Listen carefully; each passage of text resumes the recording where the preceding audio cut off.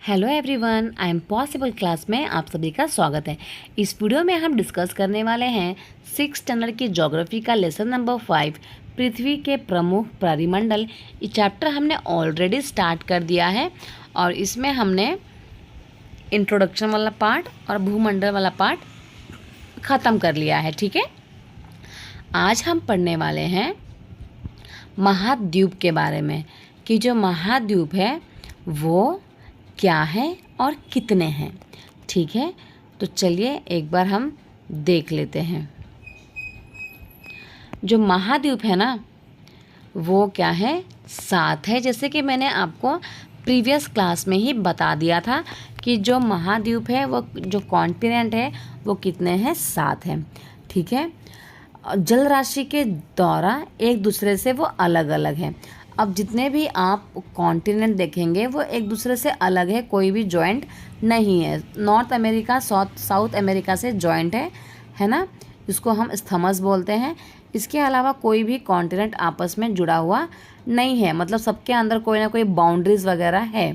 ठीक है, for example Asia Ural से अलग है क्योंकि यहाँ पे एशिया जो है वो यूरोप से अगर अलग है क्योंकि यहाँ पर यूरल माउंटेन है ना। तो ये जो सातों कॉन्टिनेंट्स हैं वो आपस में एक दूसरे से अलग है। किसके थ्रू अलग है, तो जल राशि के थ्रू। इनके बीच में बहुत सारा जल भरा हुआ है इसीलिए। ठीक है, कौन से महाद्वीप है हमारे पास, एशिया है, यूरोप है, अफ्रीका है, उत्तर अमेरिका है, दक्षिण अमेरिका है, ऑस्ट्रेलिया है तथा एंटार्क्टिका है। ठीक है, जैसे कि मैंने आपको 5.1 जो मानचित्र था उसमें ऑलरेडी दिखा दिया है।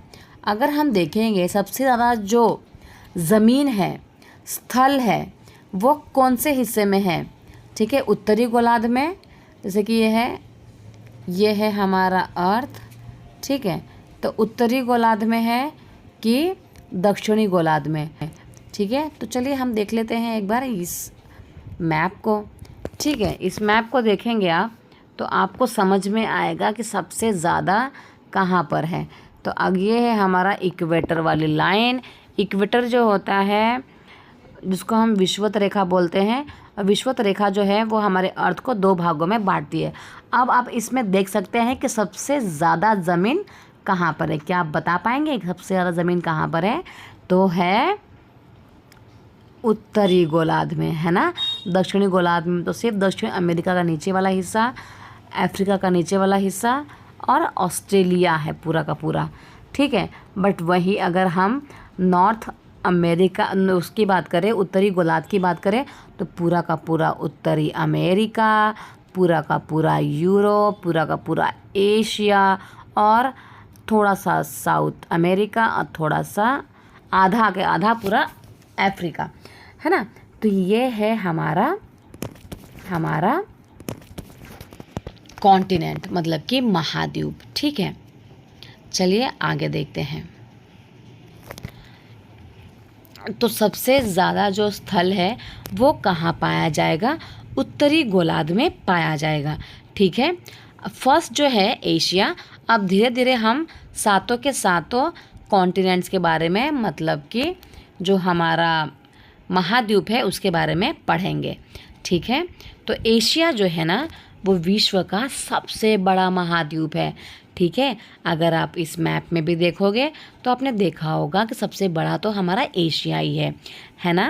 इसकी जो पृथ्वी, ये जो है ना पृथ्वी के कुल क्षेत्रफल के 1/3 भाग में फैला हुआ है, मतलब 1/3 हिस्से में तो सिर्फ एशिया ही है। ठीक है, 1/3 हिस्से में क्या है, एशिया भरा, मतलब आधा भी नहीं, कितना, 1/3, है ना। यह जो है ना महाद्वीप पूर्वी गोलार्ध में स्थित है ना। जो हमारा एशिया है ये पूरा पूर्वी गोलार्ध में है, मतलब कि इस तरफ स्थित है ना। कर्क रेखा जो है इस महाद्वीप से होकर गुजरती है।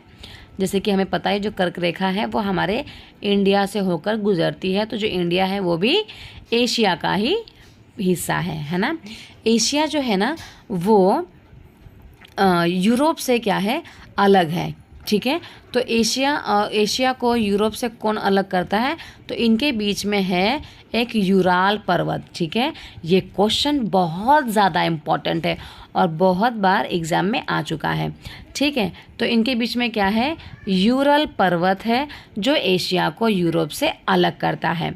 ठीक है, यूरोप जो है ना एवं एशिया जो है वो संयुक्त भूभाग को यूरेशिया मतलब कि यूरोप प्लस एशिया कहा जाता है। ठीक है, तो जहाँ पर यूरोप और एशिया है ना उसके भाग को मतलब संयुक्त भाग को क्या कहा जाता है? यूरेशिया। ये क्वेश्चन सीटेट के एग्ज़ाम में आया हुआ है, बहुत ही ज़्यादा इम्पॉर्टेंट है, याद रखिएगा। ओके, तो ये जो फर्स्ट हमारा महाद्वीप है इसके बारे में हमने पढ़ लिया है। तो आज के लिए इतना ही, मिलते हैं नेक्स्ट वीडियो में। Thank you so much everyone.